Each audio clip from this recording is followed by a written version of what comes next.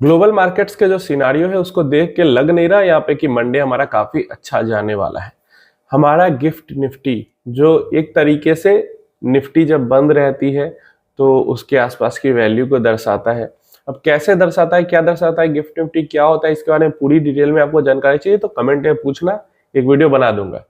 Gift Nifty हमारा 0.25% down है जो कि काफी ज्यादा है। यूरोपियन मेजर जो मार्केट्स हैं वो सब लगभग 4%, 5%, 5.5% तक डाउन है। और यूएस, तीनों ही इंडेक्स यूएस के मेन इंडेक्स 6% के आसपास तक गिरे पड़े हैं। मतलब 2 दिन लगातार 5-5% से ज्यादा की गिरावट होना इतनी बड़ी इकोनॉमी के मेजर इंडेक्स के लिए बहुत बड़ी बात है। और इसीलिए मैंने कहा कि बीच में अगर कुछ अच्छी चीज हो जाती है वीकेंड में तो बढ़िया है, नहीं तो मंडे हमारे लिए उतना अच्छा नहीं रहेगा और काफी अच्छी खासी गिरावट हो सकती है। एशियाई बाजारों में भी अच्छी खासी गिरावट हुई है। रीजन क्या है? जो ये टैरिफ वॉर है वो अब उभरता हुआ दिख रहा है। अब टैरिफ वॉर यहाँ पे एक्चुअली में होते हुए दिख रहा है, क्योंकि यूएस ने 34% का टैरिफ चाइना के ऊपर लगाया एडिशनल। चाइना ने भी 34% का एडिशनल टैरिफ लगा दिया है यूएस के ऊपर। अब सोचो कोई फायदा है इससे? यूएस भी अपना टैरिफ बढ़ा रहा है चाइना के लिए और चाइना भी अपना टैरिफ बढ़ा रहा है यूएस के लिए। तो एक तरीके से ये झगड़ा ही हो रहा है, लड़ाई ही हो रही है। और फायदा इसमें दोनों में से किसी का नहीं होगा, नुकसान दोनों का होगा। वहां की जनता का होगा क्योंकि टैरिफ वॉर से महंगाई बढ़ेगी, वहां की बिजनेसेस को होगा, छोटी बिजनेसेस को और ज्यादा नुकसान होगा।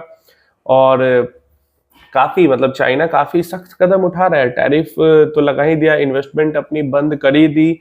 इसके अलावा जो क्रिटिकल मिनरल्स हैं जिसपे चाइना का डोमिनेंस है उनके एक्सपोर्ट पे भी कंट्रोल कर रही है। तो बहुत ज्यादा सख्त कदम चाइना के तरफ से उठाए जा रहे हैं यूएस के लिए। इसके बाद डोनाल्ड ट्रंप की तरफ से जवाब आता है कि चाइना ये अच्छा नहीं कर रहा है, चाइना पैनिक कर रहा है, वो टैरिफ को गलत तरीके से ले रहा है। अब भाई आप लगा रहे हो तो बढ़िया है और दूसरा लगाए तो फिर आपको दिक्कत हो रही है। तो अब ट्रंप ने सोचा कि चलो हम टैरिफ लगाएंगे तो सब लोग डर जाएंगे, सब लोग हमारे साथ, सब लोग अपना टैरिफ कम कर लेंगे या जो भी होगा, जो भी उन्होंने सोचा। बट यहाँ पे क्या हो रहा है, जैसे इजराइल ने तो टैरिफ हटा दिया लेकिन चाइना ने 34% एडिशनल टैरिफ लगा दिया। कई कंट्रीज नेगोशिएशन भी कर रहे हैं, हमारी कंट्री भी नेगोशिएशन कर रही है। और अच्छा ही है कि हमारी कंट्री डायरेक्टली मतलब वॉर में ना जाए यूएस के साथ, टैरिफ वॉर की ही बात करते हैं तो अच्छा है हमारी कंट्री के लिए। तो यूएस इकोनॉमी के लिए बहुत मतलब अच्छी चीज नहीं। बहुत लोग कमेंट कर रहे थे कि अभी खराब असर दिख रहा है, लॉन्ग टर्म में इकोनॉमी में बूस्ट आएगा। भाई कुछ बूस्ट नहीं आएगा, यूएस की इकोनॉमी में बहुत दिक्कत होगी।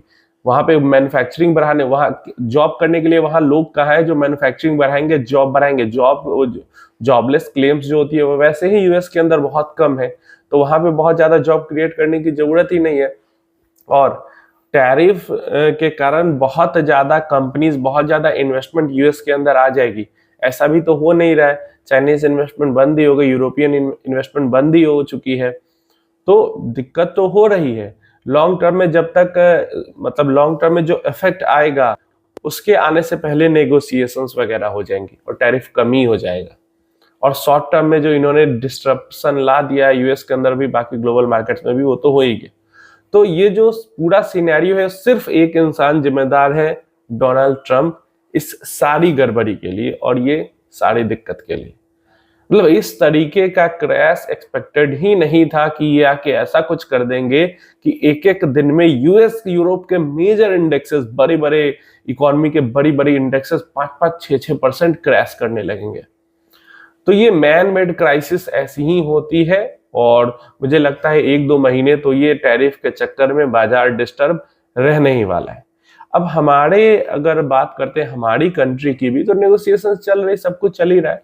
देखो क्या है, अभी क्वेश्चन किया गया हमसे, उसको भी आंसर कर देते हैं कि अभी के टाइम पे म्यूचुअल फंड में लमसम करे या नहीं करे, या फिर करे तो किस तरीके से लमसम करे। कि ये जब सवाल आता है ना, ये सवाल ही गलत हो जाता है। म्यूचुअल फंड इन्वेस्टमेंट सिंपल है, बस इन्वेस्टमेंट करना है और कुछ नहीं करना।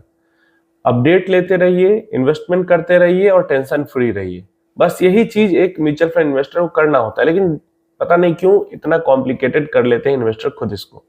अभी के टाइम पे लमसम कैसे करें इसका कोई मतलब ही नहीं बनता, ठीक है। म्यूचुअल फंड के अंदर इन्वेस्टमेंट होती है गोल के लिए, गोल के अकॉर्डिंग वैल्यू डिसाइड होती है कितनी एसआईपी करनी है, साथ में लमसम आप कर देते हो तो वो फायदे की चीज है।